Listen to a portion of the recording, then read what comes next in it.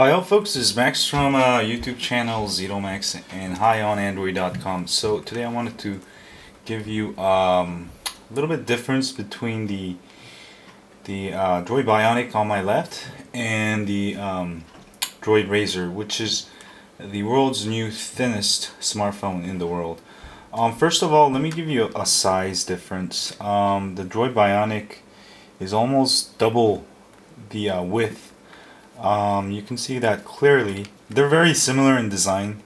Both have a hump, whereas the Droid Razr obviously is about almost half the size in width.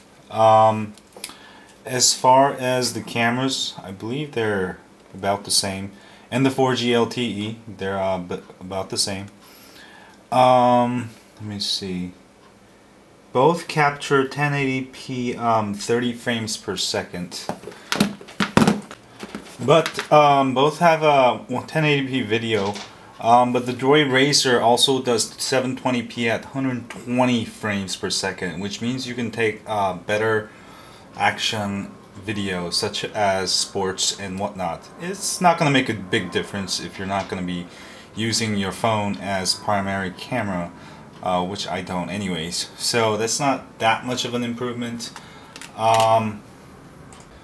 Both of these phones have 1.3 megapixel camera. The really only difference is really the design. Both have HDMI, micro HDMI output.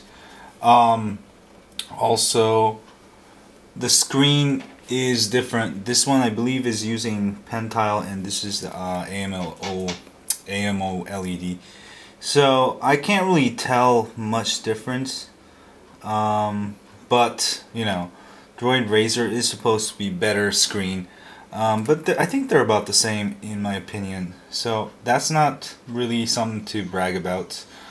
As you can see, the same size is almost exactly the same. The Droid Razr is slightly bigger, but it's much thinner. As far as putting it into your pocket, of course this one feels a lot lighter. You know, it doesn't even feel like a phone's in your pocket. Also, there is there's a slot for micro SD here, and SIM card, 4G SIM card. Whereas this one, you have to take the back cover out. Here's one big huge difference between the Droid Razr and the Droid Bionic.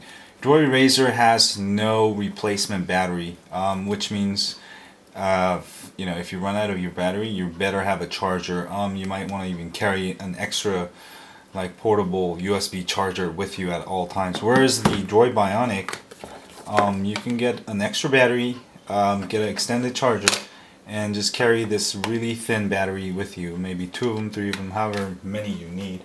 Or even better, I've got the extended battery here, which makes your battery last like almost 2 days, 2.5 days, on regular usage. So that's one big advantage, while that makes it even like 3 times thicker than the Droid Razr.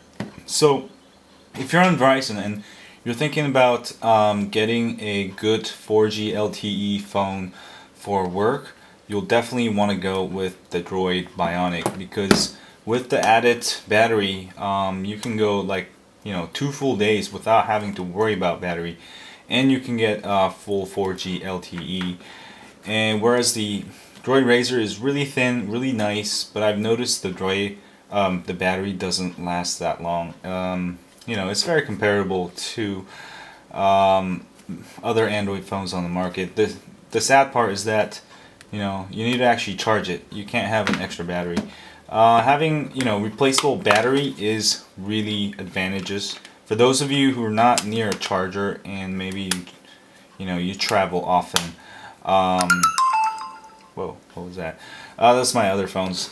Anyway, that's the big difference. Also, this one comes with a dual core 1.2 gigahertz, so make it a little faster. The Bionic dual core 1 gigahertz. So the Droid Bionic is a little bit slower, but in real life usage you can't really tell the difference. The camera is about the same on both for 1080p. They're 30 frames per second. Of course, this one does better 720p at 120 frames per second. Other than that, the motor blur is actually pretty much similar. I have actually a different launcher on there, so you can load a different launcher on there and it'll be no problem. And I actually loaded a custom ROM on there, a Liberty ROM, which makes my battery last like way longer. And I also got the Droid Razr boot animation there, as you can see. But they're both very good phones. If you're not, you know, terribly, if you're not terribly worried about your battery life, I would definitely go with the Droid Razr. It's much more sexier device.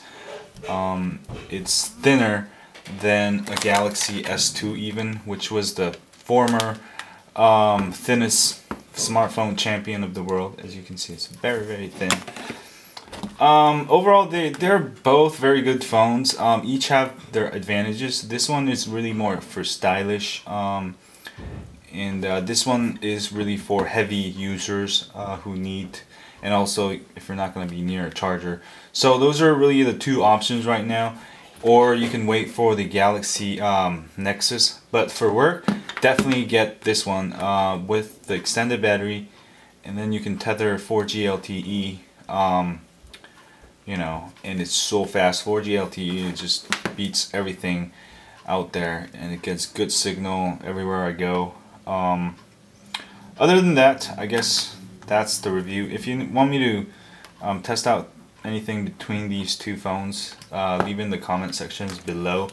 That was kind of a comparison between the two phones, and I'll have the comparison of the Droid Razr versus the Galaxy S2 series soon. See y'all later.